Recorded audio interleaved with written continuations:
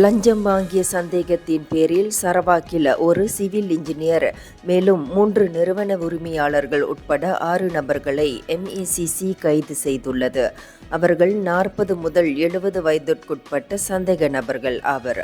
முதற்கட்ட விசாரணையில் 2006 முதல் இவர்கள் லஞ்சம் பெற்று வருவதாகவும், குத்தகையாளர்களின் அரசாங்க திட்டங்கள் மதிப்பில் 10 விழுக்காடு வரை கமிஷன் பெற்று வந்துள்ளனர். சம்பந்தப்பட்ட துறைகளிடமிருந்து குத்தகை திட்டங்களை பெற்றுத் தருவதற்கு சிவில் இன்ஜினியர் லஞ்சம் பெற்றதாகவும் நம்பப்படுகிறது. இதில் MECC ஒரு புரோட்டோன் X70 வாகனத்தையும் 4,50,000 ரிங்கிட் ரொக்கத்தையும் நகைகளையும் பறிமுதல் செய்தனர்.